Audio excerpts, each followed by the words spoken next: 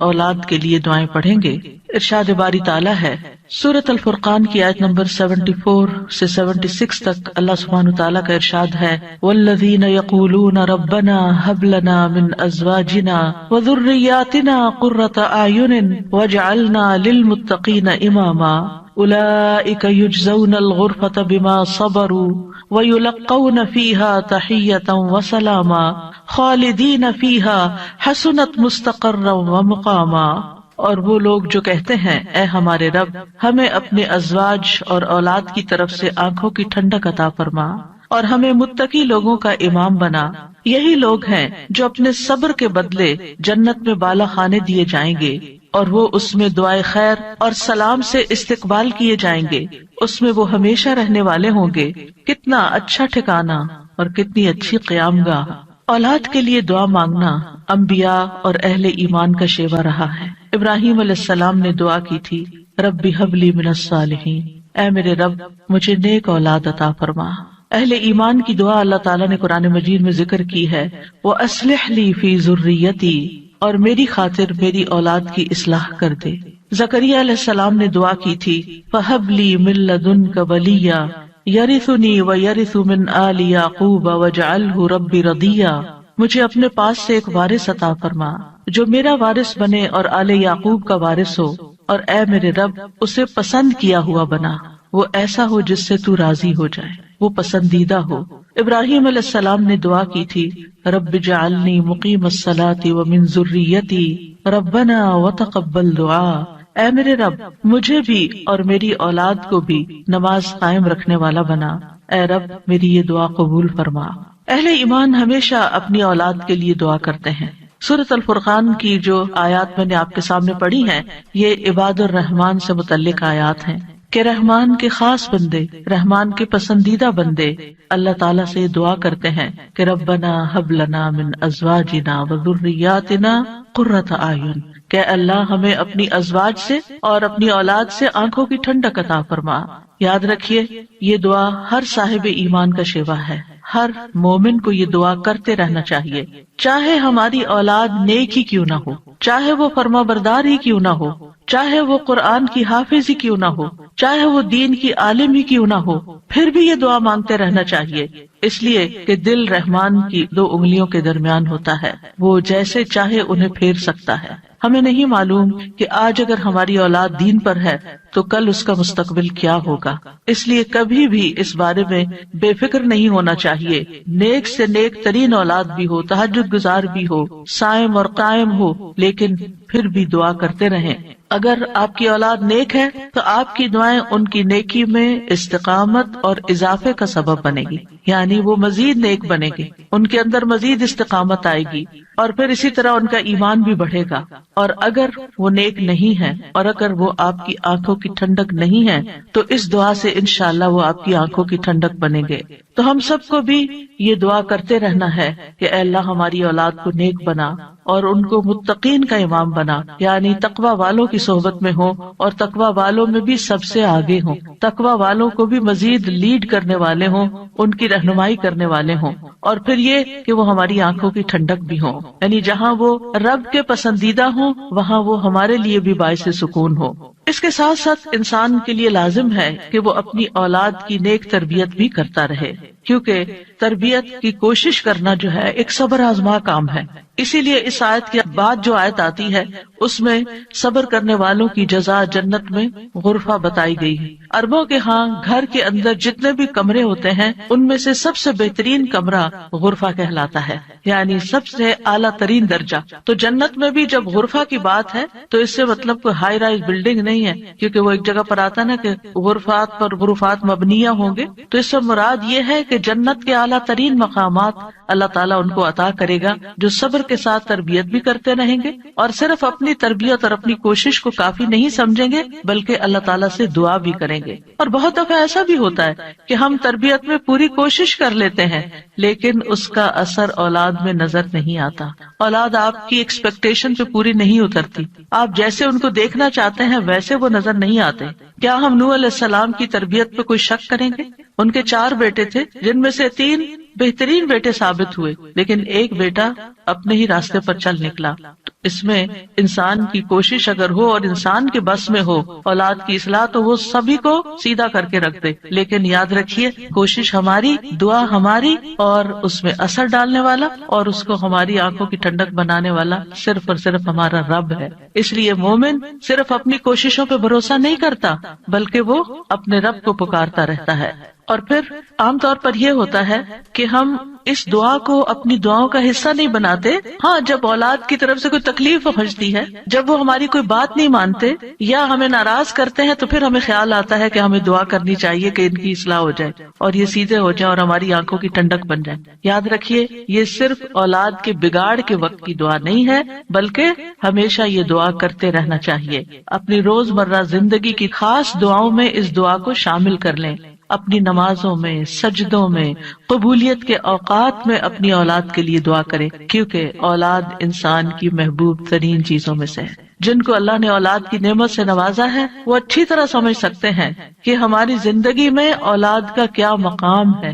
یعنی جب تک انسان والدین نہیں بنتا، ماں باپ نہیں بنتا، وہ اس بات کو سمجھ ہی نہیں سکتا کہ اولاد کیا چیز ہوتی، کیونکہ انسان زندگی میں مختلف چیزوں سے محبت کرتا ہے، مختلف چیزوں کے ساتھ انسان کا لگاؤ ہوتا ہے، مختلف کام یا مختلف چیزیں اس کو پسند آتی ہیں، لیکن جب ایک عورت ماں بنتی ہے، ایک مرد جو ہے وہ باپ بنتا ہے، تو اس کے بعد اس کی زندگی میں جو تبدیلی آتی ہے، اس کے بعد اس کی زندگی کے اندر جو خوبصورتی آتی ہے، اس کے بعد اس کی زندگی کا جو محور اور مرکز بن جاتا ہے اور اس کی تمام توجہ کا مرکز جو چیز بن جاتی ہے، اور دن رات کی یہ ڈیوٹی 24/7 کی ہوتی ہے۔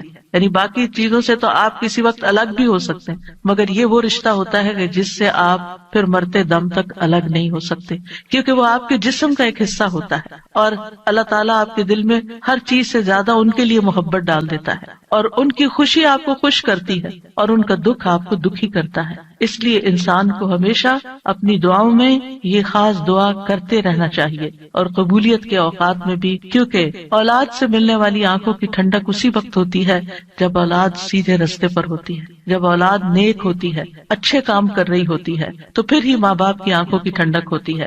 اور اس دعا کے دوسرے حصے میں اپنے لیے دعا ہے کہ اللہ ہمیں متقین کا امام بنا، یعنی اولاد جو ہے ہم اس کے ایک طرح سے امام ہوتے ہیں، جیسے حدیث میں آتا ہے نا، کلکم راعٍ وکلکم مسئول عن رعیتہ، تو ہر ایک ہم میں سے راعی ہے، ہر ایک لیڈر، ہر ایک ذمہ دار ہے۔ تو اللہ تعالیٰ ہمیں ماں باپ کی حیثیت میں ایسا رول ماڈل بنا کہ ہم متقی ہوں اور ہماری اولاد بھی متقی ہو، یعنی ہماری اولاد میں بھی نیکی ہو اور پھر ہم نیکی کے ساتھ آگے ان کی رہنمائی کرنے والے ہوں۔ اور ویسے جنرل سینس میں دیکھیں تو اس میں انسان کو ایک ہائیسٹ مقام حاصل کرنے کی دعا یہاں سکھائی گئی ہے، اور وہ کیا کہ انسان ایسا انسان ہو کہ جسے دیکھ کر لوگ متقی بن جائیں، یعنی دوسرے لفظوں میں یہ کہ نیکیوں میں سبقت کرنے والے ہوں، نیکیوں میں آگے بڑھنے والے ہوں، تاکہ دوسرے لوگ بھی ہمیں دیکھ کر نیک بن جائیں۔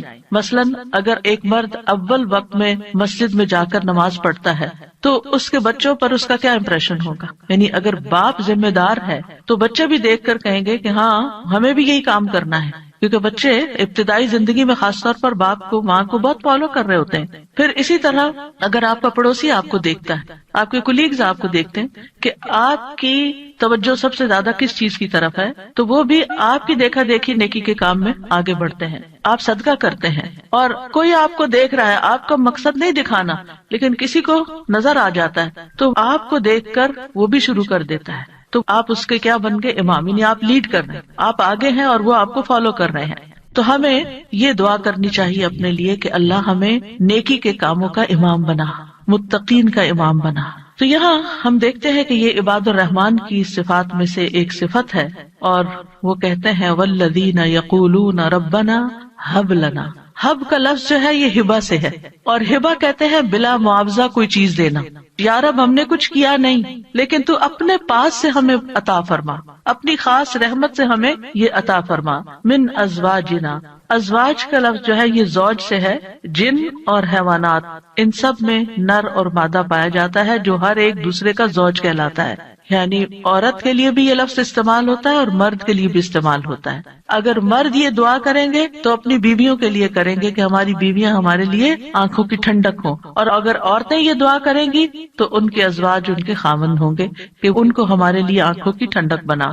اور ذریات سے مراد ذریت جو ہے صرف اولاد نہیں ہوتی، اولاد کی اولاد بھی ذریت کہلاتی ہے. کیونکہ آپ نے دیکھا ہوگا کہ جب آپ اپنی اولاد کے لیے دعا کرتے ہیں اور وہ کسی قابل ہوتی، بڑی ہوتی، پھر ان کے بچے پیدا ہوتے ہیں تو بعض اوقات اپنے بچوں سے زیادہ بچوں کے بچے پیارے ہو جاتے ہیں، اور اگر وہ نیک بنتے ہیں تو ہمیں آنکھوں کی ٹھنڈک نصیب ہوتی ہے، اور اگر بچوں کے بچوں میں کوئی بگاڑ آ جائے تو آپ ایکولی دکھ اور تکلیف میں مبتلا ہو جاتے ہیں. تو اس لیے یہ بہت جامع دعا ہے کہ ہم صرف اپنے لیے نہیں، اپنے بچوں کے لیے نہیں، بلکہ اپنی نسلوں کے لیے دعا کر رہے ہوتے ہیں. تو ربنا ہب لنا من ازواجنا و ذریاتنا، اور ذریات میں قرۃ اعین، آنکھوں کی ٹھنڈک. آپ کو معلوم ہے کہ آنکھیں ٹھنڈی بھی ہوتی ہیں اور گرم بھی ہوتی ہیں.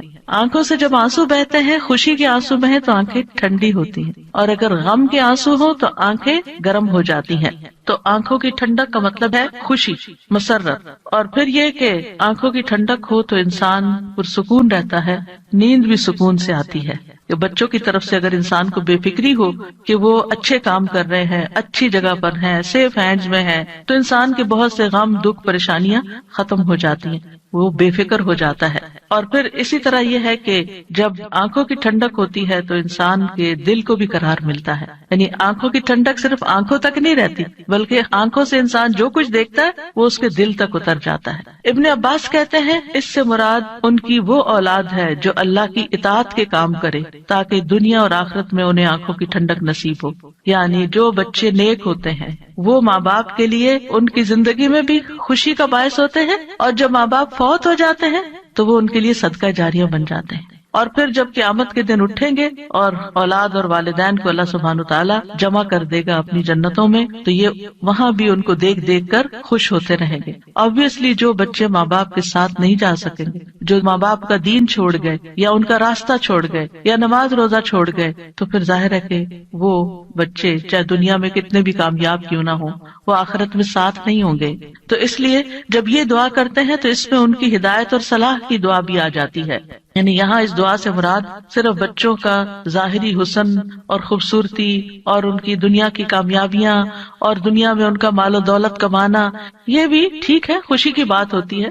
بچہ خوبصورت ہو تو ماں باپ کو بہت اچھا لگتا ہے، بچہ اگر کامیاب ہو، کوئی ڈگری کر لے تو ماں باپ کو بہت اچھا لگتا ہے، بچے کو اچھی جاب مل جائے تو ماں باپ بہت خوش ہوتے ہیں. اور جو ماں باپ صرف دنیا کے لیے جیتے اور جن کا مطلب اور مقصد، ایم اور گول صرف دنیا کمانا ہوتا ہے، وہ انہی باتوں پر خوش ہوتے رہتے ہیں. لیکن جو اہل ایمان ہوتے ہیں ان کی خوشی صرف اس چیز میں نہیں ہوتی، ان کی خوشی اولاد کی نیکی میں ہوتی ہے کہ ہماری اولاد نیک ہو. تو جب ہم یہ کہتے ہیں کہ ہمیں آنکھوں کی ٹھنڈک عطا کر، تو اس سے مطلب یہ ہوتا ہے کہ اللہ وہ تیرے اطاعت گزار ہوں، فرما بردار ہوں، خیر اور بھلائی کے کاموں میں آگے جانے والے ہوں، اللہ کی عبادت اچھے طریقے سے کرنے والے ہوں، گناہوں اور حرام کاموں سے بچنے والے ہوں. اور وجعلنا للمتقین اماما، کہ اللہ ہمارے ماتحت جتنے بھی لوگ ہیں وہ سب متقی ہوں. یعنی ایک طرف اولاد کے لیے دعا اور دوسری طرف ان لوگوں کے لیے جو ہمیں فالو کرتے ہیں یا جن کے اوپر ہم ذمہ دار بنائے گئے ہیں کہ یا اللہ ان کے اندر بھی تقویٰ پیدا کر دے. یعنی ہماری اولاد تو نیک ہو،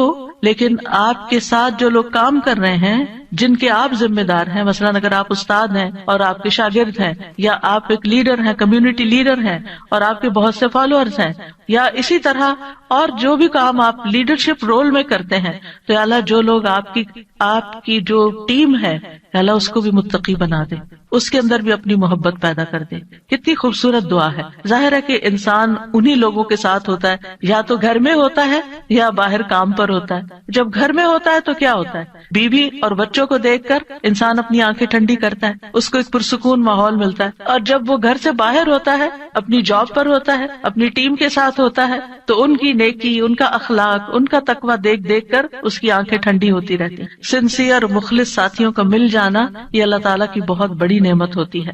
اور پھر آپ دیکھیے کہ یہ نہ صرف ان کے تقوی کی دعا ہے بلکہ جو خود متقی بننے کی خواہش رکھتا ہوگا وہی چاہے گا کہ اس کے ساتھی اور اس کے ماحول کے لوگ اور اس کے آس پاس کے لوگ تقوی والے ہوں۔ اور یہ معنی بھی اس کا بنتا ہے کہ یا اللہ تو ہمیں اتنا تقوی عطا کر کہ ہم متقین کے امام بن جائیں، یعنی ان متقین میں سے بھی سب سے آگے ہو تقوی میں۔ للمتقین اماما، یعنی ہمیں ہدایت کا امام بنا، لوگوں کو ہم سے ہدایت حاصل ہو، گمراہی کا امام نہ بنے، کیونکہ اللہ سبحانہ تعالیٰ نے خوش بخت لوگوں کے بارے میں فرمایا سورۃ الانبیاء میں وَجَعَلْنَاهُمْ أَئِمَّةً يَهْدُونَ بِأَمْرِنَا وَأَوْحَيْنَا إِلَيْهِمْ فِعْلَ الْخَيْرَاتِ وَإِقَامَ الصَّلَاةِ وَإِيتَاءَ الزَّكَاةِ وَكَانُوا لَنَا عَابِدِينَ، اور ہم نے انہیں ایسے پیشوا بنایا جو ہمارے حکم کے ساتھ رہنمائی کرتے تھے، اور ہم نے ان کی طرف نیکیاں کرنے اور نماز قائم کرنے اور زکوٰۃ ادا کرنے کی وحی بھیجی، اور وہ صرف ہماری عبادت کرنے والے تھے۔ تو اس سے کیا پتہ چلتا ہے کہ ہم نے انہیں ایسا پیشوا بنایا جو ہمارے حکم کے ساتھ رہنمائی کرتے تھے۔ یہ ہے متقین کے امام کہ جو اللہ کی مرضی اور اللہ ہی کے دی ہوئی جو تعلیم اور ہدایت ہے اس کے مطابق لوگوں کو گائیڈ کرتے ہیں، صرف اپنی من پسند چیزوں یا اپنی طرف سے چیزیں ایجاد نہیں کرتے۔ اور اہل شقاوت بدبخت لوگوں کے بارے میں آتا ہے وَجَعَلْنَاهُمْ أَئِمَّةً يَدْعُونَ إِلَى النَّارِ، ہم نے ان کو ایسے امام بنایا جو لوگوں کو آگ کی طرف بلاتے ہیں، جیسے فرعون تھا، قارون اور اس طرح کے لوگ کہ لوگ ان کو فالو کرتے تھے اور وہ خود بھی آگ کی طرف جانے والے، جیسے فرعون کے بارے میں آتا ہے يَقْدُمُ قَوْمَهُ يَوْمَ الْقِيَامَةِ فَأَوْرَدَهُمُ النَّارِ، کہ قیامت کے دن وہ اپنی قوم کو لیڈ کر رہا ہوگا اور انہیں آگ میں لے جا کے گرائے گا۔ تو اس لیے بہت ضروری ہے کہ ہم خیر میں اچھا نمونہ بنے۔ اور ویسے بھی آپ دیکھیں کہ انسان کے امپریشنز ہوتے ہیں، انسان جو کچھ کرتا ہے اچھا کرتا ہے یا برا کرتا ہے اس کے آثار ہوتے ہیں، یعنی آپ اچھا کرتے ہیں اور آپ کو دیکھ کے جتنے لوگ خاموشی سے اچھا کر لیتے ہیں وہ سارے آپ کے آثار ہو گئے، اور ان سب کی نیکی آپ کی نیکی میں جمع ہو گئی۔ اور آپ کو دیکھ کر اگر کوئی شخص غلط ٹرینڈ اختیار کرتا ہے تو اس کی قباحت بھی آپ کے پلے میں پڑ گئی۔ تو متقین کا امام بننے کے لیے یاد رکھیے دو چیزیں بڑی اہم ہیں، ایک ہے صبر اور دوسرے ہے یقین۔ صبر اور یقین، یہ دو چیزیں ہوں تو یہ مقام حاصل کیا جا سکتا ہے۔ اللہ تعالیٰ فرماتے ہیں وَجَعَلْنَا مِنْهُمْ أَئِمَّةً يَهْدُونَ بِأَمْرِنَا لَمَّا صَبَرُوا وَكَانُوا بِآيَاتِنَا يُوقِنُونَ، اور جب انہوں نے صبر کیا تو ہم نے ان میں سے ایسے امام بنائے جو ہمارے حکم سے رہنمائی کرتے تھے اور وہ ہماری آیات پر یقین رکھتے تھے۔ یاد رکھیے ایک بچے کی تربیت صبر آزما کام ہوتا ہے، اور اس کے بارے میں ہوپ فل رہنا بھی بڑا ضروری ہوتا ہے، کیونکہ اگر ہم صبر کا دامن چھوڑ دیں اور یہ کہے کہ یہ تو ماننے والے نہیں اور یہ ہماری سنتے نہیں، ٹھیک ہے جو چاہیں کریں، اور ان کو کھلی چھٹی دے دیں، تو وہ تو بگاڑ کی آخری حد کو پہنچ جائیں گے۔ آپ کھلی چھٹی دے دیں گے نہیں، آپ کو اچھے اخلاق کے ساتھ، رویے کے ساتھ وقتاً فوقتاً ان کی اصلاح کا کام کرتے رہنا ہے، اور یہ صبر آزما کام ہے۔ یعنی بعض اوقات آپ کا دل اندر سے کٹ رہا ہوگا، آپ شدید غصے کا شکار ہوں گے، شدید نفرت کا شکار ہوں گے ان کے کسی غلط کام پر، لیکن آپ اس کا ایسا اظہار نہیں کریں گے کہ جس سے وہ ہمیشہ کے لیے آپ کو خیر بات کہہ کے چلے جائیں اور آپ سے کٹ جائیں۔ کیونکہ آپ دیکھیں بہت سے بچے ایسے ہوتے ہیں جو ماں باپ کی نیگنگ سے اور ماں باپ کی بد اخلاقی اور بدسلوکی سے پھر وہ ہمیشہ کے لیے ان کو چھوڑ ہی جاتے ہیں۔ تو ایسا کوئی طریقہ اختیار نہیں کرنا کہ جس سے وہ دور ہوں، بلکہ محبت کے ساتھ، یعنی اگر ان کے اندر آپ دیکھتے ہیں کچھ چیزیں ایسی ہیں جو درست نہیں تو محبت کے ساتھ اور صبر کے ساتھ دعائیں کرتے کرتے ان کی اصلاح کرتے جائیں۔ ہو سکتا ہے آپ اپنی زندگی میں نہ دیکھیں وہ دن جس کو آپ دیکھنا چاہتے ہیں، لیکن مرنے کے بعد آپ کو ان کی دعائیں پہنچ رہی ہیں، آپ کی وہ محنت ضائع نہیں جائے گی۔ تو لما صبروا، صبر کرنا بہت ضروری ہے۔ اور پھر یہ ہے کہ ان کی طرف سے جتنی بھی آزمائشیں آئیں، ان کی طرف سے جو تکلیفیں آپ کو پہنچے، کیونکہ جو بھی ماں باپ بنتے ہیں وہ سب جانتے ہیں کہ اولاد کی طرف سے بعض اوقات آنکھوں کی ٹھنڈک سے زیادہ تکلیفیں ہی پہنچتی، یعنی وہ آپ کا مقام نہیں سمجھتے جب تک وہ خود ماں باپ نہیں بنتے، ان کو سمجھ نہیں آتی کہ ماں باپ کا مقام کیا ہے اور ماں باپ کی تکلیف کیا ہے۔ لہٰذا ایسے تمام مواقع پر صبر سے کام لینا ہے۔ اور دوسرا یہ کہ یقین رکھنا ہے، بے یقینی سے دعا نہیں کرنی، یقین رکھنا ہے کہ اللہ میری دعائیں سنتا ہے اور وہ ضرور سنے گا۔ لم اکم بدعائک رب شقیا، اے رب میں تجھ سے دعا مانگ کر کبھی بدبخت ہوا ہی نہیں، تو دعاؤں کا سننے والا ہے۔ ایسی دعا کرنے والوں کا انجام بہت بہترین ہے۔ اللہ تعالیٰ فرماتے ہیں اولئک یجزون الغرفۃ، ایسے نیک بندے جن کے اندر یہ صفات ہوں، جو یہ چاہتے ہوں کہ ان کی اولاد اچھی ہو جائے، ان کے ازواج، ان کی بیوی یا شوہر اچھا ہو جائے، اور پھر صبر کے ساتھ یہ سب کام کریں، تو پھر ان کا انجام بھی بہت اچھا ہے۔ اور وہ کیا ہے کہ جنت کا اعلیٰ ترین مقام، جیسا کہ سورۃ العنکبوت میں آتا ہے، والذین آمنوا وعملوا الصالحات لنبوئنہم من الجنۃ غرفا تجری من تحتها الانہار خالدین فیہا نعم اجر العاملین الذین صبروا وعلی ربہم یتوکلون۔ اور جو لوگ ایمان لائے اور انہوں نے نیک کام کیے، ہم انہیں ضرور ہی جنت کے اونچے گھروں میں جگہ دیں گے، یعنی بہترین مقام پر جگہ دیں گے، جن کے نیچے سے نہریں بہتی ہیں۔ یعنی اوپر جب ہوتا ہے تو نیچے کا سین زیادہ بہتر نظر آتا ہے۔ ہمیشہ ان میں رہنے والے ہیں۔ دنیا میں آپ اگر کوئی ایسی جگہ پر، کسی سی سائڈ پر، کسی بہترین سینری اور گرینری کے مقام پر، اونچے کسی ہائیسٹ فلور پر پینٹ ہاؤس خرید بھی لیں، رہ بھی لیں، لیکن آپ کو ہر وقت دھڑکا لگا رہتا ہے کہ پتہ نہیں کب دنیا سے چلے جانا ہے، یا اگر رینٹ پر رہ رہے ہیں تو پتہ نہیں کب یہاں سے نکلنا پڑ جائے، تو آپ پوری طرح انجوائے نہیں کر سکتے۔ یعنی انسان جتنا بھی چاہے، دنیا میں کمپلیٹ انجوائمنٹ ہے ہی نہیں، کیونکہ اس کے ساتھ کئی مسائل اور کئی مشکلات ہوتی ہیں۔ لیکن آخرت میں بلند ترین مقامات میں فرمایا خالدین فیہا، وہ اس میں ہمیشہ رہیں گے، نکلنے کا، اس کو چھوڑنے کا، اس کے خراب ہونے کا، اس کی مینٹیننس کا کوئی فکر ہی نہیں ہے، صرف انجوائمنٹ ہی ہے۔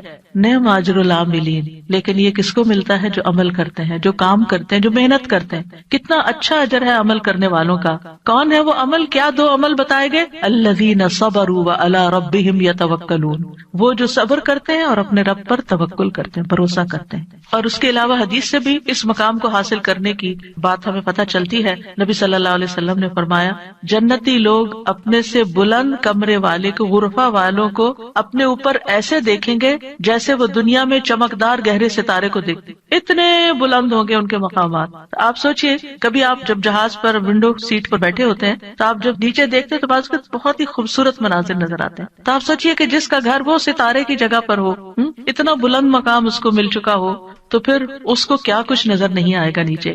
فرمایا کہ جس طرح وہ دنیا میں چمکدار گہرے ستارے کو دیکھتے ہیں جو آسمان کے مشرقی یا مغربی کنارے میں بہت دور ہوتا ہے، ان میں سے ایک دوسرے سے افضل ہوگا۔ لوگوں نے عرض کیا، یا رسول اللہ، یہ تو انبیاء کے محل ہوں گے جنہیں ان کے سوا اور کوئی نہ پا سکے گا۔ آپ نے فرمایا، نہیں، اس ذات کی قسم جس کے ہاتھ میں میری جان ہے، یہ ان لوگوں کے لیے ہے جو اللہ پر ایمان لائے اور انبیاء کی تصدیق کی۔ ایک اور روایت میں آتا ہے، بے شک جنت میں ایسے غرف ہیں، جنتی ان کے باہر والے حصے کو اندر سے دیکھ سکیں گے اور اندر والے حصے کو باہر سے دیکھ سکیں گے۔ اللہ نے یہ ایسے شخص کے لیے تیار کیے ہیں جو لوگوں کو کھانا کھلائے اور سلام عام کرے اور رات کو نماز ادا کرے جب لوگ سو رہے ہیں۔ اور الحمدللہ رمضان ایسا مہینہ ہوتا ہے کہ جس میں آپ یہ تینوں کام کر سکتے ہیں۔ آپ کی ہرس ہوتی ہے کہ زیادہ سے زیادہ لوگوں کو افطار کرایا جائے، زیادہ سے زیادہ لوگوں تک راشن پہنچایا جائے، یعنی ان کو کھلایا جائے۔ اور جب آپ مسجد جاتے ہیں تو تراویح بھی ہوتی ہے اور بہت سے لوگ مل جاتے ہیں تو سلام پہ سلام ہو رہا ہوتا ہے، یا دینی مجالس کا زور ہوتا ہے رمضان میں جس میں لوگ اکٹھے ہوتے ہیں تو پھر ایک دوسرے سے ملاقات کر کے سلام کے مواقع آتے ہیں۔ اور یہ صرف رمضان ہی کے لیے نہیں ہے، بلکہ سارا سال انسان ایسے کاموں کی رغبت رکھے، ایسے کاموں سے محبت کرے۔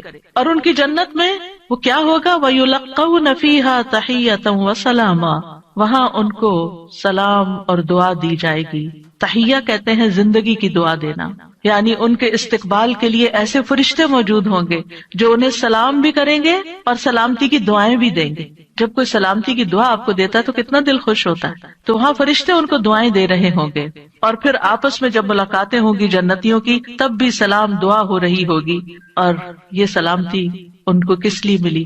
کیونکہ دنیا میں انہوں نے گناہوں سے سلامت زندگی بسر کی۔ خالدین فیہا حسنت مستقرا ومقاما، ہمیشہ اس میں رہیں گے۔ کتنا خوبصورت ٹھکانہ، کتنا اچھا مقام۔ یاد رکھیے، یہ دعا گھروں کی اصلاح کی بنیاد رکھتی ہے۔ اس میں صرف اولاد ہی نہیں بلکہ ازواج بھی، یعنی شوہر اور بیوی۔ آج آپ دیکھیں کہ ہر دوسرے گھر کا یہ مسئلہ بنا ہوا ہے کہ گھر میں میاں بیوی کی لڑائیاں جاری ہیں۔ اس سے ایک دوسرے کے اندر ایک بے چینی، اداسی، پریشانی، کاموں میں رکاوٹ اور کتنی بے شمار خرابیاں، اور سب سے بڑی بات یہ کہ آپ اپنی اولاد کے لیے ایک بہترین نمونہ ہوتے ہیں۔ آپ صرف آپس میں نہیں لڑتے بلکہ اپنے بچوں کو ایک برا نمونہ پیش کر کے ان کی زندگیوں کو بھی جہنم بناتے ہیں۔ اور پھر آپ دیکھیے کہ کوئی اور انسان ناراض ہو جائے تو اس سے انسان کو اتنی تکلیف نہیں ہوتی. حتیٰ کہ اگر ماں باپ بھی ناراض ہوتے ہیں نا تو انسان اتنی پرواہ نہیں کرتا. لیکن اگر شوہر بیوی سے یا بیوی شوہر سے ناراض ہو تو انسان کے غم کی انتہا ہوتی ہے. کسی چیز میں دل نہیں لگتا، پریشانی چھا جاتی ہے اور ہر چیز بے مزہ ہو جاتی. چاہے خوبصورت ترین محل میں آپ رہتے ہو، خوبصورت ترین لباس آپ پہنتے ہو، بہترین کھانے آپ کھاتے ہو، لیکن اگر میاں بیوی کا آپس میں پیار نہیں ہے، آپس میں اتفاق نہیں ہے، آپس میں ایک دوسرے سے خوش نہیں ہے، تو زندگی کی کوئی خوشی نہیں ہوتی. تو اس لیے بہت ضروری ہے کہ اس دعا سے کام لیا جائے، اور جہاں کہیں تھوڑے بہت بھی پرابلمز ہیں وہ بھی انشاءاللہ حل ہو جائیں گے، اور جہاں بڑے مسائل ہیں اور جہاں مسائل نہیں بھی وہاں بھی یہ دعا پڑھی جائے تاکہ گھروں کے اندر ایک خوبصورتی آئے. یعنی اللہ تعالیٰ نے ہمیں منع تو نہیں کیا کہ دنیا میں ہم محبت سے زندگی نہ گزاریں، یعنی ہمیں دنیا میں بھی محبت چاہیے، آپس کی اتفاق اور پیار چاہیے. ایک محبت جو ہوتی ہے وہ انسان کی ضرورت ہوتی ہے، ایک دوسرے کی کیئر کرنا ایک ضرورت ہوتی ہے ہر انسان کی. اور اللہ سبحانہ تعالیٰ نے جوڑے بنائے کیوں ہیں؟ قرآن مجید میں اللہ تعالیٰ فرماتے ہیں وَمِنْ آيَاتِهِ أَنْ خَلَقَ لَكُم مِّنْ أَنفُسِكُمْ أَزْوَاجًا لِتَسْكُنُوا إِلَيْهَا وَجَعَلَ بَيْنَكُم مَّوَدَّةً وَرَحْمَةً إِنَّ فِي ذَلِكَ لَآيَاتٍ لِقَوْمٍ يَتَفَكَّرُونَ. اور اس کی نشانیوں میں سے ایک یہ ہے کہ اس نے تمہاری ہی جنس سے تمہارے جوڑے پیدا کیے یا بیویاں پیدا کی تاکہ تم ان کے پاس سکون حاصل کرو، اور تمہارے درمیان محبت اور رحمت پیدا کر دی. غور و فکر کرنے والوں کے لیے اس میں کئی نشانیاں ہیں. تو اللہ سبحانہ تعالیٰ نے شادی کا مقصد کیا رکھا ہے؟ سکون کا حصول. اور اگر شادی کے بعد انسان کا پہلا سکون بھی جاتا رہے اور سکون ہی لٹ جائے اور تکلیف اور پریشانی ہر وقت رہے تو اس نے کیا پایا؟ تو شادی کا مقصد ہی بہت ہو گیا. ٹھیک ہے، شادی کے اور بھی کئی مقاصد ہو سکتے ہیں، لیکن سب سے بنیادی اور اول مقصد اللہ تعالیٰ نے کیا رکھا ہے اس رشتے کے اندر؟ ایک دوسرے سے سکون، مودت اور رحمت. ایک دوسرے سے محبت بھی کریں اور ایک دوسرے پر رحم بھی کریں، ایک دوسرے کی کیئر کریں، ایک دوسرے کا خیال رکھیں، ایک دوسرے کی ضرورت کو پہچانیں. صرف خود غرضی نہ ہو کہ میری مرضی، میرا مقصد، میرا مطلب اور میں جو چاہوں صرف وہ ہو میرے پاس. نہیں، یہ بھی دیکھنا ہوگا کہ دوسرا کیا چاہتا ہے. اور جن کپلز کو یہ سمجھ آ جاتی ہے کہ دوسرے کی خواہش کیا ہے اور وہ دوسرے کی خواہش کو پورا کرنے کی کوشش کرتے ہیں تو لازماً دوسرا بھی پھر ان کی خواہش پوری کرتا ہے اور ایک خوشگوار زندگی وجود میں آتی ہے. اسی طرح اللہ تعالیٰ نے سورۃ النحل میں بھی فرمایا وَاللَّهُ جَعَلَ لَكُم مِّنْ أَنفُسِكُمْ أَزْوَاجًا وَجَعَلَ لَكُم مِّنْ أَزْوَاجِكُمْ بَنِينَ وَحَفَدَةً وَرَزَقَكُم مِّنَ الطَّيِّبَاتِ أَفَبِالْبَاطِلِ يُؤْمِنُونَ وَبِنِعْمَةِ اللَّهِ هُمْ يَكْفُرُونَ. اور اللہ نے تمہارے لیے تمہارے نفسوں سے بیویاں پیدا کی اور تمہارے لیے تمہاری بیویوں سے بیٹے اور پوتے پیدا کیے. یعنی اللہ نے ان سے تمہیں اولاد دی اور اس نے تمہیں پاکیزہ چیزوں سے رزق عطا کیا. کیا پھر بھی وہ باطل پر ایمان لاتے ہیں اور اللہ کی نعمت کا انکار کرتے ہیں، یعنی اللہ تعالیٰ کی نعمتوں کی ناشکری کرتے ہیں؟ تو یاد رکھیے کہ گھروں کی اصلاح کا انحصار ازواج کی اصلاح پر ہے، آپس کے اتفاق پر ہے، اور اولاد کی اصلاح سے پہلے ازواج کی اصلاح کی بات ہے. ابن علان کہتے ہیں کہ یہ دعا یعنی ازواج کے بارے میں شروع ہوتی ہے، کیونکہ اگر ازواج کی اصلاح ہو تو اولاد کی اصلاح ہوتی ہے. یعنی شوہر یا بیوی کی اصلاح ہو جائے، وہ ایک دوسرے کے لیے آنکھوں کی ٹھنڈک ہو، تو اولاد خود بخود آنکھوں کی ٹھنڈک ہوتی چلی جائے گی. اور آنکھوں کی ٹھنڈک سے مراد یہ نہیں ہے صرف کہ ایک شوہر اپنی بیوی کو زیادہ خوبصورت دیکھے یا تندرست دیکھے، بلکہ اس حال میں دیکھے کہ وہ اللہ کی فرما بردار ہو. کیونکہ ایک حدیث میں آتا ہے کہ دنیا متاع ہے اور دنیا کی سب سے بہترین متاع نیک بیوی ہے. یعنی دنیا میں جتنی بھی نعمتیں ہیں ان میں سے سب سے بڑی نعمت ایک مرد کے لیے کیا ہے؟ ایک نیک بیوی ہے، ایک اچھی بیوی ہے. اور نیکی صرف نماز روزے کا نام نہیں ہوتی، نیکی اچھے اخلاق کا نام ہوتی ہے. ایک اور حدیث میں آتا ہے نا کہ جب ایک عورت 5 وقت کی نماز پڑھے، رمضان کے روزے رکھے اور اپنے شوہر کی اطاعت کرے، جب وہ اس کو دیکھے، اس کو خوش کر دے، تو وہ جنت کے جس دروازے سے چاہے داخل ہو جائے. یعنی اس تعلق کی بہتری اور خوبصورتی کا اتنا زیادہ اہتمام کیا گیا ہے. اور پھر آپ دیکھیں کہ متقین کا امام بننے کے لیے انسان کو پہلے گھر میں اچھا امام بننے کی ضرورت، یعنی گھر سے باہر آپ اسی صورت میں اچھے امام بن سکتے ہیں جب آپ گھر کے اندر خوبصورتی لاتے ہیں اور اس کے لیے کوشش بھی کرتے ہیں. دیکھیے کچھ رشتے ہمیں اللہ کی طرف سے بنے بنائے مل جاتے ہیں، جیسے ماں باپ کا رشتہ ہے. ماں باپ سے آپ کو انکنڈیشنل لو ملتا ہے. آپ اچھا کریں، آپ برا کریں، آپ ان کو خوش کریں، آپ ان کو ستائیں، آپ ان کے قریب ہوں، آپ ان کے دور ہوں، وہ آپ سے محبت کرتے ہی رہیں گے. آپ زندہ ہوں، آپ مر جائیں، ہر صورت میں محبت کرتے ہیں. آپ نے دیکھا ان ماؤں کو جن کا کوئی بچہ فوت ہو جائے تو وہ زندہ کو بھول گئے، اسی کو یاد کرتی رہتی ہیں جو چلا گیا ہے. قریب ہو تب بھی محبت کرتے ہیں، دور ہو تب بھی محبت کرتے ہیں. ماں باپ کی محبت انکنڈیشنل، لیکن ازواج کی محبت کنڈیشنل ہوتی ہے. اگر آپ اچھے اخلاق کا مظاہرہ کریں گے، اچھے انسان بن کر رہیں گے تو آپ کی محبت بڑھتی جائے گی. لیکن اگر آپ اپنے اخلاق کو کھو دیں گے تو پھر اس محبت میں کمی آنی شروع ہو جائے گی. تو کچھ رشتے بنے بنائے ہوتے ہیں اور کچھ کو بنانا پڑتا ہے، ان کی مینٹیننس کرنی پڑتی ہے. یاد رکھیے شادی جو ہے یہ انبیاء کا طریقہ ہے، نیک لوگوں کا طریقہ ہے، ہمارے دین کا شعار ہے. نکاح جو ہے وہ نصف ایمان ہے. یعنی ہمارے دین میں کرسچینٹی کی طرح یہ نہیں ہے کہ آپ شادی نہیں کریں، آپ نن بن جائیں، آپ فقیر بن جائیں اور آپ زیادہ نیک ہیں. نہیں، آپ شادی کر کے زیادہ نیکی کما سکتے ہیں. یعنی اسلام جو ہے وہ فطری ضروریات کو مد نظر رکھتا ہے. اللہ تعالیٰ فرماتے ہیں یقیناً آپ سے پہلے بھی ہم نے کئی رسولوں کو بھیجا اور ہم نے ان کے لیے بیویاں اور اولاد بنائی. یعنی پیغمبر بھی بیویوں والے اور اولادوں والے تھے. نبی صلی اللہ علیہ وسلم نے فرمایا نکاح میری سنت ہے، بس جو میری سنت پر عمل نہیں کرتا وہ مجھ سے نہیں. تم لوگ شادی کیا کرو. یعنی شادی کرنا بھی ایک نیکی کا کام ہے، عبادت ہے، کیونکہ میں تمہاری تعداد کی بنا پر سابقہ امتوں سے کثرت تعداد میں مقابلہ کروں گا. ایک اور روایت سے پتہ چلتا ہے کہ شادی نہ کرنے والا نبی صلی اللہ علیہ وسلم کے طریقے سے منہ موڑنے والا ہے. آپ کو یاد ہوگا کہ وہ 3 صحابہ جو نبی صلی اللہ علیہ وسلم کی ایبسنس میں حضرت عائشہ کے پاس پوچھنے گئے تھے کہ آپ کے اعمال کیا ہیں، تو جب انہوں نے بتایا تو ان کا وہ تو اللہ کے نبی ہیں، تو اس لیے ایک نے کہا میں کبھی گوشت نہیں کھاؤں گا، دوسرے نے کہا میں کبھی رات کو نہیں سوؤں گا، تیسرے نے کہا میں کبھی شادی نہیں کروں گا. تو نبی صلی اللہ علیہ وسلم کو جب یہ باتیں پتہ چلی تو آپ نے اللہ تعالیٰ کی حمد و ثنا کی اور فرمایا ان لوگوں کو کیا ہو گیا ہے جنہوں نے ایسی اور ایسی باتیں کہی ہیں. میں رات میں نوافل بھی پڑھتا ہوں، سوتا بھی ہوں، نفلی روزہ رکھتا ہوں اور چھوڑ بھی دیتا ہوں، نکاح بھی کرتا ہوں، بس جو شخص میرے طریقے سے منہ موڑے گا وہ مجھ سے نہیں. یعنی وہ میری امت میں سے نہیں ہے جو میرے اس طریقے کو پسند نہ کرے. اللہ سبحانہ وتعالیٰ نے خود نکاح کی رغبت دلائی ہے. وَأَنكِحُوا الْأَيَامَ مِنكُمْ وَالصَّالِحِينَ مِنْ عِبَادِكُمْ وَإِمَائِكُمْ، اور اپنے میں سے بے نکاح مردوں اور عورتوں کا نکاح کر دو، اور اپنے غلاموں اور اپنی لونڈیوں میں سے جو نیک ہیں ان کا بھی. نکاح میں دیر کیوں کرتے ہیں عام طور پر؟ کہ ابھی بچے کچھ کماتے نہیں ہیں. فرمایا اگر وہ محتاج ہوں گے اللہ ان کو اپنے فضل سے غنی کر دے گا، اور اللہ وسعت والا اور سب کچھ جاننے والا ہے. اور پھر شادی ویسے بھی آپ دیکھیں نگاہ کی حفاظت کا ذریعہ ہے، شرمگاہ کی حفاظت کا ذریعہ ہے، نصف دین مکمل کرنے کا ذریعہ ہے. حدیث میں آتا ہے جب کوئی شخص نکاح کر لیتا ہے تو اپنا آدھا دین مکمل کر لیتا ہے. لہذا چاہیے کہ باقی آدھے دین کے بارے میں اللہ سے ڈرتا رہے. پھر آپ دیکھیے کہ صرف دنیا میں نہیں، آخرت میں جنت میں بھی پاکیزہ جوڑے ہوں گے. وَلَهُمْ فِيهَا أَزْوَاجٌ مُطَهَّرَةٌ، پاکیزہ بیویاں ہوں گی. اہل جنت سے کہا جائے گا ادخلوا الجنت انتم وازواجکم تحبرون، تم اور تمہاری بیویاں جنت میں داخل ہو جاؤ، تم خوش رکھے جاؤ گے.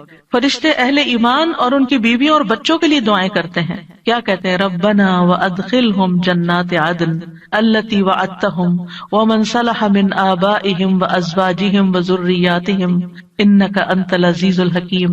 اے ہمارے رب، اور انہیں ہمیشگی کے باغات میں داخل کر جن کا تو نے ان سے وعدہ کیا تھا، اور ان کے آباء و اجداد اور ان کی بیویوں اور ان کی اولادوں میں سے جو نیک ہوئے ان کو بھی جنت میں داخل کر. یعنی یہ فرشتے اہل ایمان کے لیے دعا کرتے ہیں.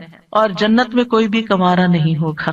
یعنی جن لوگوں کی دنیا میں شادی نہیں ہوئی ان کو بھی اللہ تعالیٰ جوڑے عطا کرے گا، اور جن کے شوہر پہلے فوت ہو گئے یا بیوی فوت ہو گئی، یا ایک نیک تھا اور ایک جنت میں نہیں گیا دوسرا جہنم میں چلا گیا، تو ان کو بھی اللہ تعالیٰ وہاں جوڑے عطا کرے گا. اور کوئی بھی ایسا نہیں ہوگا کہ جو تنہائی کا شکار ہو، آئسولیشن کا شکار ہو، کیونکہ انسان کی زندگی میں اگر کمپینین ہوتا ہے تو انسان کے لیے سکون کا باعث ہوتا ہے. اور خاص طور پر اگر نیک بیوی ہو. قرآن مجید میں آتا ہے فالصالحات قانتات، نیک عورتیں وہ ہیں جو شوہروں کی فرما بردار ہوں، ان کی بات ماننے والی ہوں، اور ان کی عدم موجودگی میں اللہ کی حفاظت میں ان کے حقوق کی حفاظت کرنے والی، یعنی اپنی جان اور مال کی حفاظت کریں جب شوہر نہ بھی موجود ہوں. پھر ہمیں یہ کہا گیا ہے کہ پاک دامن عورت سے شادی کی جائے. اور عورت سے شادی کا معیار کیا رکھا گیا؟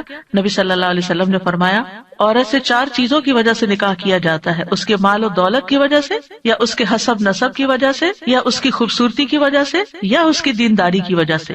تیرے ہاتھ خاک آلود ہوں، دیندار عورت سے شادی کر کے کامیابی حاصل کرو.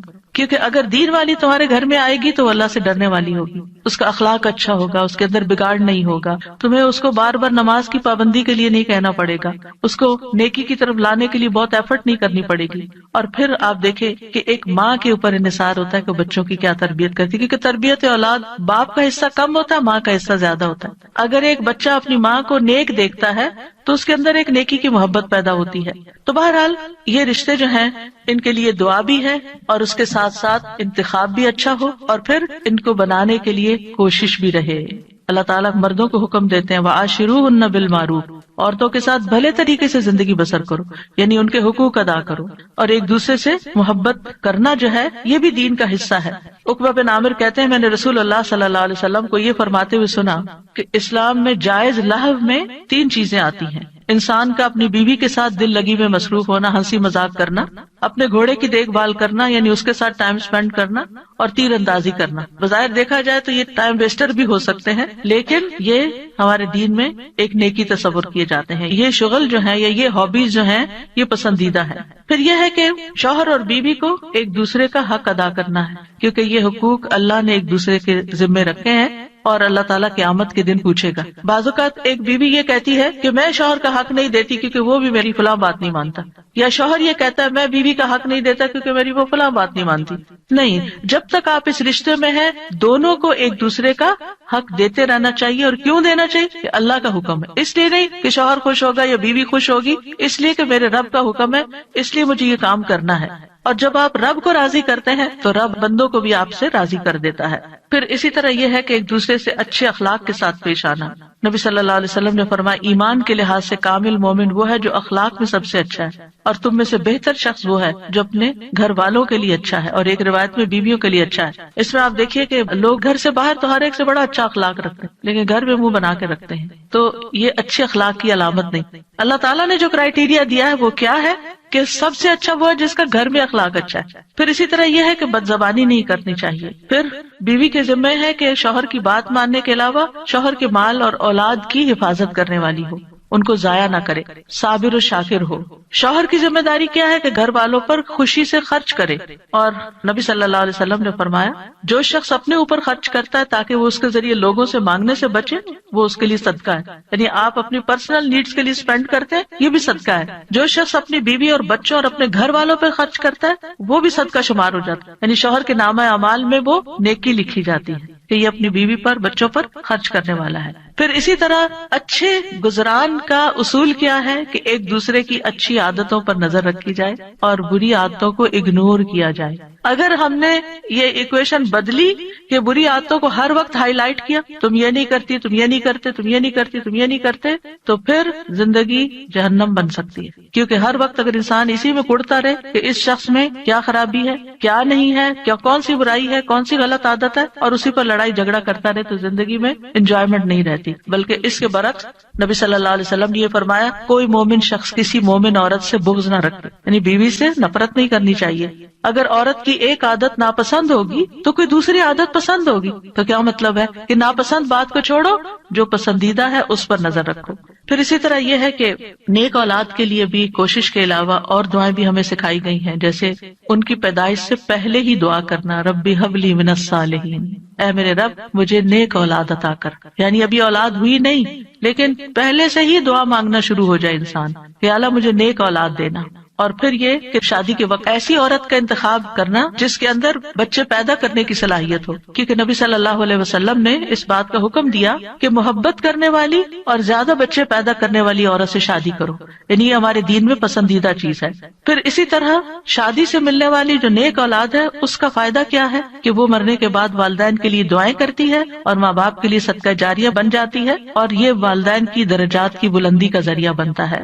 جہاں تک اولاد کی تربیت کا تعلق ہے تو اولاد کے بارے میں سوال ہوگا، یعنی ماں باپ دونوں سے پوچھا جائے گا کہ انہوں نے ان کی تربیت میں کیا کوشش کی. پھر اسی طرح اولاد کا پہلا حق کیا ہے؟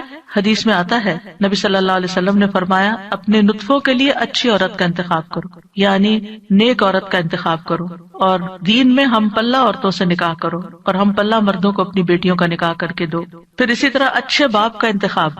رسول اللہ صلی اللہ علیہ وسلم نے فرمایا جب ایسا شخص تمہارے پاس نکاح کا پیغام بھیجے جس کے دین اور اخلاق سے تم مطمئن ہو تو اس سے اپنی بیٹی کا نکاح کرو. یعنی اوباش آوارہ لڑکے ہوں تو پھر ان کے ساتھ شادی نہیں کرو، کیونکہ شادی کے بعد بعد کیا ہوگا؟ آپ کی بیٹی کو مصیبت میں ڈال دے گا۔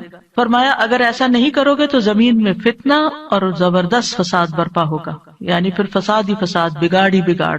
پھر اسی طرح ولادت سے پہلے شیطان سے حفاظت کی دعا سکھائی گئی کہ جب شوہر بیوی ایک دوسرے سے ملیں تو دعا پڑھیں، جیسے حضرت مریم کی والدہ نے دعا پڑھی تھی وَإِنِّي أُعِيذُهَا بِكَ وَذُرِّيَّتَهَا مِنَ الشَّيْطَانِ الرَّجِيمِ۔ کتنی خوبصورت دعا ہے کہ اللہ میں اس بچی کو بھی اور اس کی آئندہ آنے والی ذریت کو بھی تیری پناہ میں دیتی ہوں شیطان سے بچا کر۔ پھر یہ کہ بچوں کو سب سے پہلے توحید سکھانی چاہیے، بچپن سے ہی بچوں کے اندر اللہ کا ڈر پیدا کرنا چاہیے، دین کی تعلیم سیکھنے میں رغبت دلانی چاہیے، اچھے اخلاق کی تعلیم دینی چاہیے، ہر چیز کے مینر سکھانے چاہیے، اور پھر اس کے لیے اگر سرزنش بھی کرنی پڑے، ڈانٹنا بھی پڑے تو اس میں بھی کوئی حرج نہیں ہے۔ اپنے ساتھ نیک کاموں میں شامل کرنا چاہیے، جیسے ابراہیم علیہ السلام نے کیا کیا تھا؟ کعبہ کی تعمیر میں کس کو ساتھ شامل کیا تھا؟ اسماعیل علیہ السلام۔ پھر اولاد کے درمیان عدل کرنا چاہیے، بچوں سے پیار کرنا چاہیے۔ کچھ ماں باپ بچوں سے پیار نہیں کرتے، ایسے والدین کی مذمت کی گئی ہے۔ پھر اولاد کے بالغ ہو جانے کے بعد ان کی شادی بھی کرنی چاہیے، یعنی اس بات کی بھی فکر ہونی چاہیے۔ ابن عباس کہا کرتے تھے جس کو اللہ بیٹا عطا کرے اس کو چاہیے کہ اس کا اچھا نام رکھے، اس کی اچھی تربیت کرے، جب وہ بالغ ہو تو اس کی شادی کر دے۔ سعید بن عاص کہا کرتے تھے اگر میں اپنے بچے کو قرآن کی تعلیم دے دوں، اس کو حج کروا دوں، اس کی شادی کر دوں تو میں نے اس کا حق ادا کر دیا، اور میرا جو اس پر حق ہے وہ باقی ہے۔ یعنی بچوں کے اوپر حق پھر بھی باقی رہے، لیکن ماں باپ نے اپنا فرض پورا کر دیا اگر یہ 3 کام کر لیے۔ کون سے؟ قرآن کی تعلیم دے دی، حج کروا دیا، شادی کر دی، اس کے بعد وہ اپنے ذمہ دار خود ہیں۔ لیکن بچوں کے اوپر ماں باپ کی ذمہ داری مرتے دم تک رہتی ہے۔ قتادہ کہتے ہیں اگر لڑکا بالغ ہو جائے اور اس کا باپ شادی نہ کرے بچے کی، اور وہ کسی بے حیائی کا ارتکاب کرے، یعنی کسی برائی میں پڑ جائے، تو باپ گناہگار ہوگا۔ یعنی وہ لڑکا تو ہوگا ہی یا لڑکی تو ہوگی ہی، لیکن ماں باپ بھی گناہگار ہوں گے۔ تو اس لیے شادی کے معاملے میں انسان کوشش ضرور کرے، رشتہ نہیں ملتا یا کوئی اسباب نہیں بن رہے تو وہ الگ بات ہے، لیکن ماں باپ کو اس بات کی فکر ہونی چاہیے، کیونکہ دیکھا گیا کہ وقت کے ساتھ ساتھ یہ فکر ختم ہو گئی ہے، اور بعض ماں باپ نے تو یہ چیز اولاد پر ہی چھوڑ دی ہے۔ پھر اسی طرح یہ بھی خوشخبری سن لیجئے کہ والدین کی دعائیں اپنی اولاد کے حق میں قبول ہوتی ہیں، اس لیے بچوں کے لیے زیادہ سے زیادہ دعائیں کیا کریں۔ یعنی خاص طور پر اگر بچے جو ہے وہ دور ہوں یا آپ کی ایکسپیکٹیشن پہ پورے نہیں اتر رہے ہوں تو ان کو اپنی دعاؤں میں یاد رکھیں۔ نبی صلی اللہ علیہ وسلم نے فرمایا 3 قسم کے لوگوں کی دعائیں قبول ہوتی ہیں اور ان کی قبولیت میں کوئی شک و شبہ نہیں: مظلوم کی دعا، مسافر کی دعا، اور والد کی اپنے اولاد کے لیے دعا۔ تو اس لیے ہمیں دعائیں کرتے رہنا چاہیے، اور ان دعاؤں میں ربنا ہب لنا من ازواجنا، جن کو آتی ہے وہ بھی پڑھے، ربنا ہب لنا من ازواجنا وذریاتنا قرۃ اعین وجعلنا للمتقین اماما۔ اب اس میں آپ دیکھیے کہ آپ نے فوکس کرنا ہے ازواج، ذریات، اور پھر للمتقین اماما، للمتقین اماما۔ اس میں وہ لوگ بھی آ جاتے ہیں جن کی ازواج نہیں یا جن کی اولاد نہیں، تو وہ کیا ہے؟ متقین کے امام۔ کیونکہ آپ دیکھیے کہ حضرت عائشہ رضی اللہ تعالیٰ عنہا جو تھی بہت ینگ ایج میں 18 ایئرس کی تھی کہ وہ بیوہ ہو گئی تھی، بہت چھوٹی عمر میں، لیکن آپ کو معلوم ہے ان کے شاگردوں کی تعداد کتنی زیادہ۔ ایک تو کچھ ڈائریکٹ شاگرد تھے نا، اور ایک آج تک ہم سب شاگرد ہیں ان کے۔ انہوں نے جو احادیث روایت کی، یعنی وہ ان صحابہ میں سے تھی جو مکثرین تھے، جن کی احادیث کی تعداد ہزاروں میں پہنچتی، تو انہوں نے جو احادیث روایت کی اور لوگوں نے جو پڑھی اور آگے پڑھائی اور سکھائی، وہ سب ان کے شاگرد بنتے ہیں۔ تو ایسے لوگ جو وہ علم حاصل کرتے ہیں اور وہ تقوی حاصل کرتے ہیں، تو یہ بھی ایک لیڈرشپ ہوتی ہے۔ ہو سکتا ہے کہ یہ لیکچر کچھ ایسے لوگ بھی سن رہے ہوں کہ جن کی ابھی شادی نہیں ہوئی، یا شادی ہوئی تو شوہر نہیں ہے، شوہر چلا گیا دنیا سے، یا ڈیورس ہو گئی، یا پھر یہ کہ شادی ہوئی شوہر ساتھ ہے لیکن بچے نہیں ہوئے، یا یہ کہ بچے ہوئے اور فوت ہو گئے۔ یعنی کئی سیناریوز ہیں، کئی سچویشن بن جاتی ہیں۔ تو جو بھی کوئی سچویشن ہو اس میں دعا کا یہ پہلا حصہ پڑھنے کے ساتھ ساتھ دوسرا حصہ آپ کے لیے ایک زبردست تسلی کا ذریعہ ہے کہ اگر ہمارے پاس دنیا کی یہ نعمتیں نہیں ہیں، یہ دنیا کی نعمتیں ہیں نا، اگر اللہ تعالیٰ نے لے لی تو اللہ تعالیٰ اس کا عوض بھی بہت زبردست دے گا۔ تو اللہ نے جو دوسری اپرچونٹیز اور جو دوسرے مواقع رکھے ہیں ان سے ہمیں فائدہ اٹھانا چاہیے، اور ایسے کام کرنے چاہیے اور ایسے کاموں میں اپنا وقت لگانا چاہیے۔ اور خاص طور پر میں ان خواتین سے کہوں گی جن کے بچے بڑے ہو چکے ہیں جو اپنے بچوں سے فارغ ہو چکی ہیں، اور اللہ تعالیٰ نے ان کو صحت جیسی نعمت عطا کر رکھی ہے، ان کو وقت دے رکھا ہے، ان کو مال دے رکھا ہے، وہ اپنے وقت کو کمیونٹی سروسز میں ضرور لگائیں. یعنی اگر تعلیم ہے ان کے پاس تو دوسروں کو تعلیم دیں، اور اگر ان کے پاس کوئی اسکلز ہیں تو وہ دوسروں کو اسکلز سکھائیں، اور اگر کسی بھی قسم کا کوئی والنٹیئر ورک وہ کر سکتے ہیں تو اپنے آپ کو خود آفر کریں. تو ہو سکتا ہے کہ جہاں پر آپ آفر کریں وہاں آپ کے لیے کوئی اپرچونٹی موجود ہو اور آپ نیک کام میں حصہ لے لیں. اور اس کا یہ مطلب نہیں کہ یہ صرف فارغ لوگوں کا کام ہوتا ہے کہ وہ دین کی خدمت کرتے رہیں. صحابہ کرام نے اپنی ازواج اور اولاد کے ساتھ بھی یہ کام کیا ہے. یاد رکھیے جس طرح ہم اپنی دنیا کو بنانے کے لیے، اپنی اولاد کو سنوارنے کے لیے ہم کوشش کرتے ہیں، اسی طرح ہمیں دوسروں کی اولاد اور دوسرے لوگوں کی بھی فکر ہونی چاہیے، ان کے لیے بھی خیر خواہی کرنی چاہیے. اور میں نے اپنی زندگی میں ایکسپیرینس کیا ہے کہ میں نے شاید اپنے بچوں سے زیادہ دوسروں کی فکر کی ہے اور اللہ تعالیٰ نے وہ خیر واپس لوٹا دی.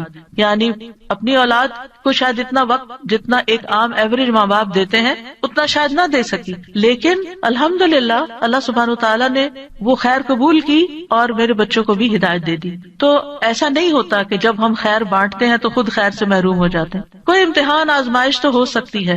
ہمیشہ نوح علیہ السلام کی مثال یاد رکھیے کہ وہ ایک باپ تھے جنہوں نے سارے بچوں کی ایکولی تربیت کی، لیکن ایک بچہ نہیں مانا. بعض اوقات ایسا ہوتا ہے کہ آپ اپنا تن من دھن لگا دیتے ہیں لیکن کوئی ایک بچہ نہیں مانتا، تو پھر اپنے آپ کو گلٹ میں نہ رکھیں، اپنے آپ کو ہر وقت پریشانی میں نہ رکھیں کہ میں نے کمی کی ہے، میری طرف سے کوئی کوتاہی ہے. کیونکہ آہستہ آہستہ شیطان اس کو وسوسے ڈالتا ہے کہ دیکھا نا تم دوسروں کی فکر کرتی رہی اور تمہاری اولاد بگڑ گئی. نہیں، اب ہم کیا نوح علیہ السلام کو یہ کہیں گے کہ وہ دن اور رات، آپ سورۃ نوح پڑھیں، دن میں بھی تبلیغ کی، رات میں بھی کی، چپکے سے بھی کی، اوپنلی بھی کی، دن اور رات یہ سارے کام کیے. تو کوئی ان کو کہے آپ لگے رہے نا لوگوں میں اس لیے آپ کا یہ بچہ بگڑ گیا، کیا ہم یہ کہہ سکتے ہیں؟ نعوذ باللہ، ہرگز نہیں کہہ سکتے. استغفر اللہ، کبھی بھی نہیں کہہ سکتے، معاذ اللہ. کیونکہ ہم کسی پیغمبر کے بارے میں یہ سوچ بھی نہیں سکتے کہ انہوں نے اپنی اولاد کے لیے کوئی کوتاہی کی. لیکن یہ اللہ کی حکمت ہے نا، اور تقدیر کا ہم پڑھ چکے ہیں، یہ اللہ کی تقدیر میں ہوتا ہے. ٹھیک ہے ایک ناقابل برداشت بات ہوتی، لیکن پھر بھی میں نے اپنے استاد سے بہت پہلے ایک بات سنی تو اس کو میں نے پلے باندھ دیا.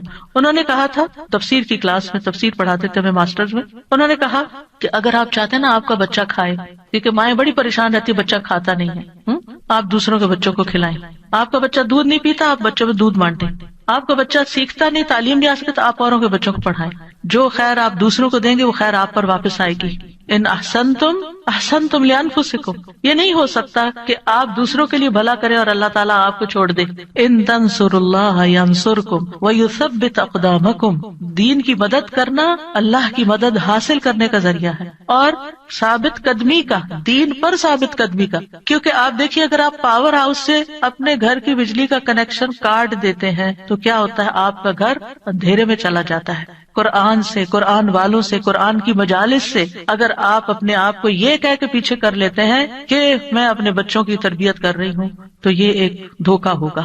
کیونکہ ایسے بچوں کی تربیت نہیں ہوتی. اگر آپ کا دل خالی ہے اور آپ کے اندر ایمان بھرا ہوا نہیں ہے، اگر آپ کے اندر یقین نہیں ہے، اگر آپ ایک اچھے رول ماڈل نہیں ہے، اور یہ ساری چیزیں آپ کو قرآن سے جڑے رہنے سے ملتی ہیں، قرآن والوں سے جڑے رہنے سے ملتی ہیں، تو پھر آپ اپنے بچے کی تربیت خالی خولی کہاں سے کریں گے؟ آپ 24 گھنٹے بھی اپنے بچے پہ اینک لگا کے رکھے نا کہ میں اس پہ توجہ کر رہی ہوں، ہدایت پھر بھی اللہ نے دینی. لیکن جب آپ اللہ کا کام کریں گے تو انشاءاللہ اللہ تعالیٰ آپ کے بچوں کو ضرور ہدایت دے، وہ آپ کو تنہا نہیں چھوڑے گا. اور اگر پھر بھی ان کو ہدایت نہیں ملتی تو معلوم نہیں اللہ کی کیا حکمت ہے جو ہمیں نہیں پتا. ہمیں نہیں پتا، ہو سکتا ہے کسی ایک بچے کی تکلیف ہمارے اللہ کے ساتھ جڑے رہنے کا ذریعہ بن جائے. بعض اوقات ایسا ہوتا ہے نا کہ ساری نعمتیں ملی ہوتی، سارے بچے بہت آؤٹ اسٹینڈنگ ہوتے ہیں، ایک بچہ پڑھ کے ہی نہیں دیتا. میری اپنی ایک رشتے دار ہے ماشاءاللہ 6 بچے ان کے، 5 ڈاکٹر ہیں، ایک نہیں بنی. تو اب اللہ کی مرضی نا، باپ بھی ڈاکٹر، سارا گھرانہ ڈاکٹرز کا، لیکن جو نہیں بنی اب وہ سارا وقت اپنے آپ کو کوسے، شاید میں نے اس کی تربیت میں کوئی کمی کی، شاید میں نے اس کو صحیح سے نہیں پڑھایا. نہیں بھائی، اس کی نہیں تھی دلچسپی. ہر کوئی ڈاکٹر نہیں بننا چاہتا، ہر کوئی دین کا عالم نہیں بننا چاہتا، ہر کوئی وہ کام نہیں کرنا چاہتا جو آپ اس کے لیے سجیسٹ کر رہے ہیں. اس کی اپنی ایک سوچ ہے، اس کی اپنی ایک رائے ہے. تو اس میں بچوں کو مارجن بھی دیں، اس میں تھوڑی سی آزادی بھی دیں اور ان کے لیے خوب دعائیں کریں. کیونکہ جب ہماری زندگی میں کوئی مشکل آ جاتی ہے نا، کوئی آزمائش آ جاتی ہے، تو پھر کیا ہوتا ہے، ہم اللہ سے اور قریب ہو جاتے ہیں. بعض اوقات پتہ کیا ہوتا ہے، ہم نماز کے ساتھ چند نوافل پڑھ لینا ایکسٹرا، اور چند نفلی روزے رکھ لینا، اور حج کے ساتھ عمرہ بھی کر لیں، پھر ہم اپنے آپ کو کیا سمجھنے لگتے ہیں، ہم بہت نیک ہو گئے، ہم نے بہت اچھے اچھے کام کر لیے. لیکن ہوتا کیا ہے، کہ ابھی کمی ہوتی ہے کہیں اور ہمیں پتہ نہیں ہوتا، اتنے میں اللہ کی طرف سے کوئی آزمائش آ جاتی ہے، پھر جو ہماری دعاؤں میں رونا ہوتا ہے، اور پھر جو ہماری دعاؤں میں اخلاص ہوتا ہے، اور پھر جو ہماری دعاؤں میں اصرار ہوتا ہے اور تکرار ہوتا ہے اور ہمارا تڑپنا ہوتا ہے، وہ اس سے پہلے نماز، روزہ، حج، زکوٰۃ کسی چیز میں نہیں تھا۔ ہم آزمائش کے ساتھ جتنے اللہ کی طرف جاتے ہیں، نعمتوں کے ساتھ اتنے نہیں جاتے، یہ مانی ہوئی بات ہے، ہم سب کا تجربہ ہے۔ تو اس لیے بہت ضروری ہے کہ ہم کوشش کریں اور اس کے ساتھ ساتھ اللہ سے دعا کرتے رہیں، وَجْعَلْنَا لِلْمُتَّقِينَ إِمَامًا، اللہ ہمیں متقی ساتھی دے، متقی دوست دے، متقی اٹھنے بیٹھنے والے دے، ایسے لوگوں میں اٹھے بیٹھے ملیں جلیں اور ان کی رہنمائی کریں کہ جو تقوی والے ہوں، تاکہ ہمارے تقوی میں بھی اضافہ ہوتا چلا جائے، کیونکہ انسان اپنے ماحول کی پیداوار ہوتا ہے، جس طرح کے دوستوں میں، جس طرح کے لوگوں میں وہ رہتا ہے، ویسی ہی سوچ اس کی بننا شروع ہو جاتی ہے۔ اور پھر ابراہیم علیہ السلام کی دعا بھی کہ رب ہب لی من الصالحین، کہ اللہ اپنے پاس سے ہی صالح بچہ دے دے، میں تو نیک بنانے سے رہا، اور یہ ابراہیم علیہ السلام مانگ رہے ہیں، اور اللہ سبحانہ تعالیٰ نے پھر ان کو کیسی نیک اولاد عطا کی۔ اسماعیل علیہ السلام کتنے فرما بردار تھے، اسحاق علیہ السلام کتنے غلام علیم تھے، علم والے، اور ان کی نسل میں بھی علم آیا۔ اور پھر آپ دیکھیے کہ ابراہیم علیہ السلام نے یہاں صرف یہ نہیں کہا کہ ربی حب لی من الصالحین، بلکہ اس سے پہلے ایک بات کہی تھی، وہ کیا تھی؟ سورہ صافات میں وقال انی ذاہب الی ربی سیہدین، میں اپنے رب کی طرف جا رہا ہوں، میں رب کا بن رہا ہوں، وہ مجھے ہدایت دے گا۔ پھر مانگا اللہ مجھے نیک اولاد بھی دے۔ ہم کیا کرتے ہیں؟ ہم خود تو نیک بنتے نہیں، انی ذاہب الی ربی کرتے نہیں، نہ نیکی کی طرف جاتے ہیں، نہ نیک کام کرتے ہیں، نہ دین کا کام کرتے ہیں، اور پھر ہم کہتے ہیں اللہ مجھے نیک اولاد دے، میری اولاد کو نیک بنا دے۔ یہ کیسے ہوگا؟ پہلے آپ خود تو بنے، پہلے آپ خود تو وہ کام کریں کہ جو آپ کو کر کے دکھانے ہیں بچے کو کہ ایسے نیک کام کرتے ہیں۔ اور پھر آپ دیکھیں کہ ابن جریر طبری کہتے ہیں کہ ابراہیم علیہ السلام کی دعا یہ تھی کہ اللہ مجھے اپنی طرف سے ایسا بیٹا عطا کر جو نیک لوگوں میں سے ہو، ایسے لوگ جو تیری اطاعت کرتے ہیں، تیری نافرمانی نہیں کرتے، زمین میں اصلاح کے کام کرتے ہیں اور زمین میں فساد برپا نہیں کرتے، یعنی مجھے ایسی اولاد چاہیے۔ اس سے یہ بات بھی پتہ چلتی ہے کہ انسان خواہ کتنا ہی قدر و منزلت والا ہو، خلیل اللہ ہی کیوں نہ ہو، پھر بھی وہ اللہ کا محتاج ہے، پھر بھی وہ اللہ تعالیٰ سے دعائیں کرے کہ ربی حب لی من الصالحین۔ اور اصلاح کی اپنی ایک اہمیت ہے، یعنی صرف اولاد نہیں مانگی بلکہ نیک اولاد مانگی، کیونکہ صرف اولاد آپ کے لیے مصیبت کا سبب ہو سکتی ہے اور نیک اولاد آپ کے لیے آنکھوں کی ٹھنڈک کا سبب ہوگی۔ اور پھر یہ کہ ابراہیم علیہ السلام کی دعاؤں میں وَمِن ذُرِّيَّتِنَا أُمَّةً مُسْلِمَةً لَكَ، سبحان اللہ، اتنی بڑی دعا مانگ لی، یعنی صرف نیک اولاد نہیں بلکہ ہماری ذریات، یعنی اولاد کی اولاد، اولاد کی اولاد، اولاد کی اولاد، اس میں ایک امت مسلمہ پیدا کرتے۔ کتنے خوبصورت الفاظ کا چناؤ تھا۔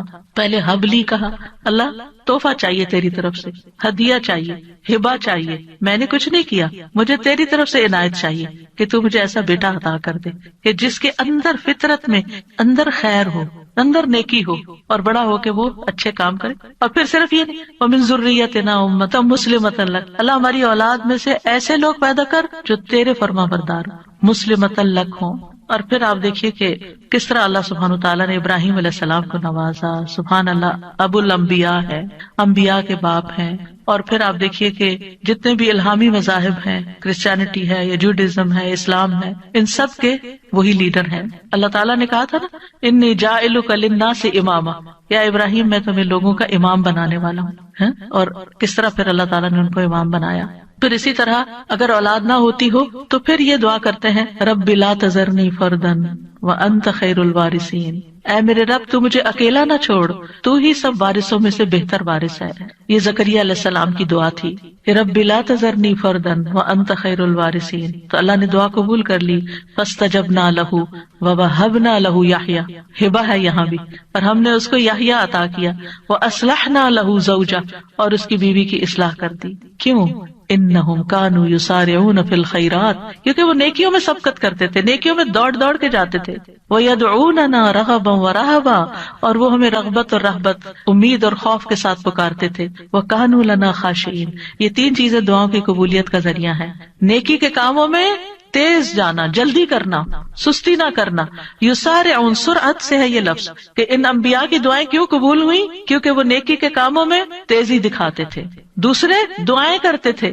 وَيَدْعُونَنَا رَغَبًا وَرَهَبًا، یعنی کوشش بھی کرنی ہے، بھاگنا بھی ہے اللہ کی طرف، اور دوسرے دعائیں کرنی ہے.